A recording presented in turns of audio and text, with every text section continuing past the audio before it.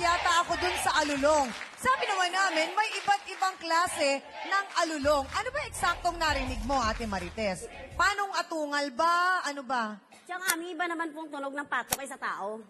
Pato? Opo, may mga pato po doon sa Ah, may pato ba doon? Okay. O, ano ba ang tunog ng pato? Iba naman pong tunog ng pato kaysa tao. Quack.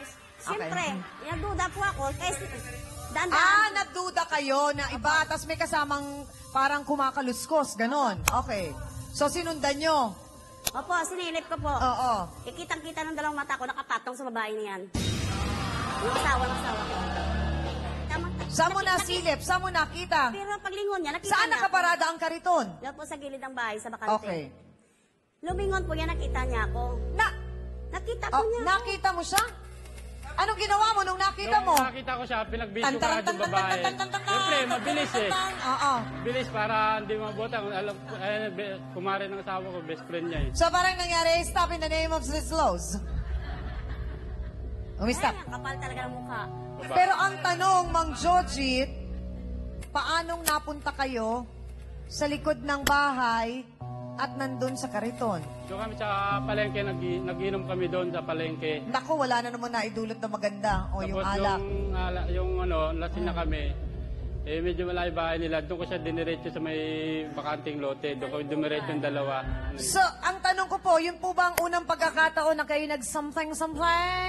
Madalas kami ginagawa yun, pero sa bahay ng babae. Kinakaya ang kanyang kakaswalan sa... Para ang tanong ko kay Mang Jojit, kumain na po ba kayo? Opo. Mga gano'ng kadalas? Madalas po. Kung babalik na rin po natin ang pagkakataon, makita po ninyo si Aling Jocelyn ang may kasama sa kariton sa likod bahay, sa bakanting lote malapit sa bahay ninyo. Ano po ang magiging pakiramdam nyo? Patayin ko silang dalawa ng lalaki. Iba tayo, lalaki ako eh. Ganun kasi mas... So, ang ibig po ninyo sabihin, kapag lalaki, pwede pong mangaliwa. Mas masakit pag nangaliwa yung babae. Hindi, pero ang tanong ko po, Iba tayo, lalaki tayo. bakit po ninyo ginagawa ang ayaw nyong gawin sa inyo? Lalaki lang tayo, nakakita tayo. Ay, hindi po yung kadahilanan. Ano sabi? Siya lang. Oo nga, Kuya Jojit, kasi hindi naman din lahat ng lalaki ay mahina at sinasabing porket lalaki sila, ay may karapatan silang mangaliwa. Hindi po ba, Attorney Ben? Hindi naman ganun lahat ng kalalakihan. Dahil ayan, si Attorney Ben, hindi po ganun. Tama po yun, Chang. At ito nga, nakakalungkot sa kalagayan ni Joji, na sinasabi niya lalaki, pangkalahatan. Dapat matutunan nating mga kalalakihan. Yung pagiging isang lalaki, dapat kaakibat nun yung pagiging maginoo at pagiging responsableng lalaki. At attorney, yung pong sinasabi nga ni Ate Jocelyn, ayun na, kitang-kita niya, nandun na mismo sa akto, nagsasara ng pantalon, inaakyat yung kanilang pang-ibaba. Yun po ba'y sapat na ebidensya para po kung ipagpalagay po natin yung sa ganitong pangyayari, magsampa po ng kaso si Ate Jocelyn at hiwalayan niya ang kanyang mister na si Mang Joji. Yung ginawa pong yun. Papasok na po yun sa sexual infidelity na isang basehan upang sa ganon ay maring hiwalayan, legal, nitong si Aling Jocelyn, itong si Mang Joji. Kung yung nakitang yon ni Jocelyn, yung pangyayaring yon, ay nagkaroon siya ng emotional or psychological, disturbance. Nagdulot ng sama ng loob. Nagdulot ng sama ng loob. Papasok po yun dun sa psychological violence. At meron po itong pagkakulong mula 6 na taon at 1 araw hanggang 12 taon na pagkabilanggo, Tiyangami. Meron palang nakukulong. Salamat po, attorney. May pwede pala kasi nga lumalabas din po.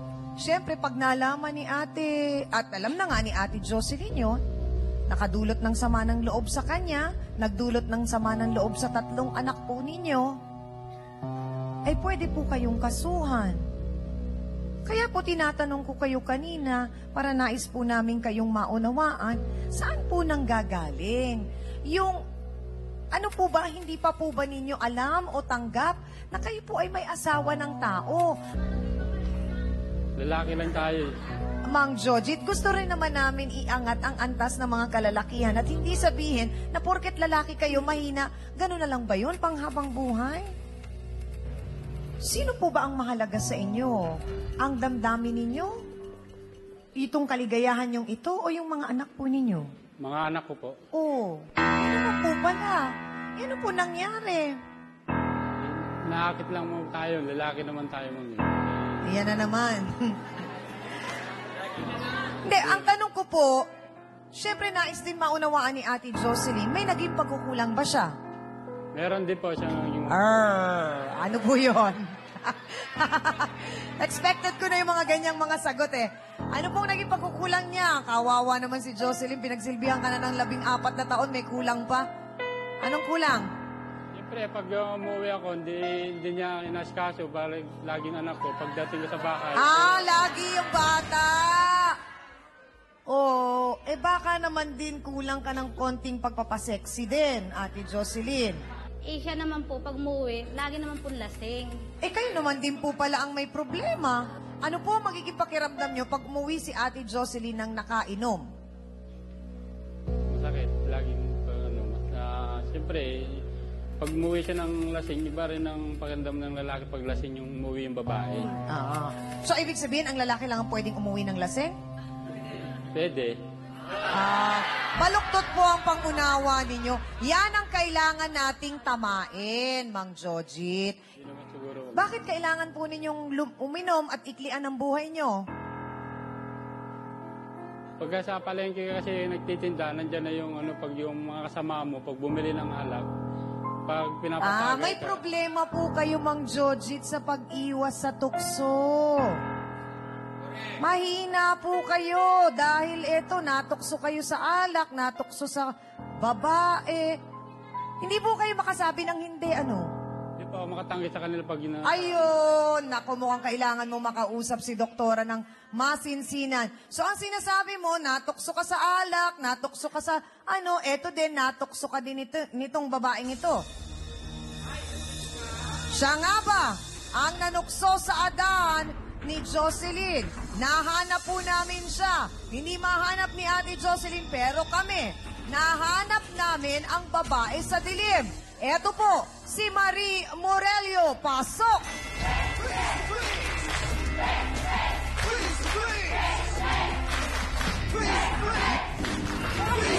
Sandali lang! Ate Marie! Eretsang tanong! Marie, ikaw ba ang kasama noon sa dilim ni Jojit?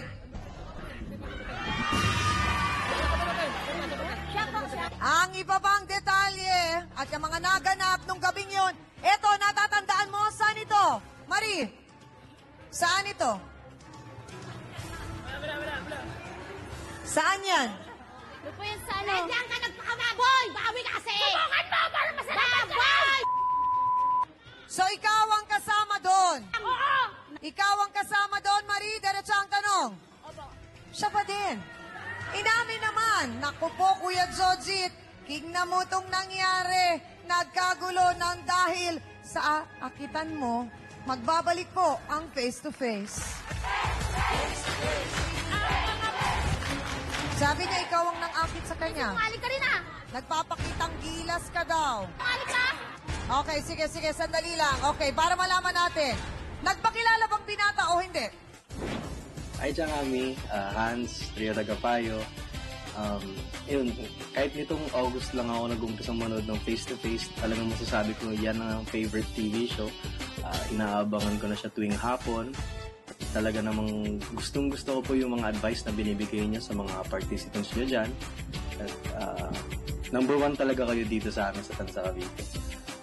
Yun lang naman po. More power po. Tsaka Happy New Year.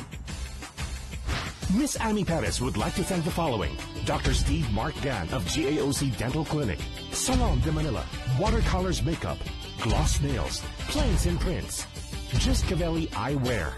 Hans Mortel would like to thank the following: Dr. Manny and Pai Calayan, Dr. Ariel Recto Dabalus, Necessity, Head, Foot and Body Spa, Necessity for your body and soul, Fashion Exchange, fashionista ka na, negosyante ka pa.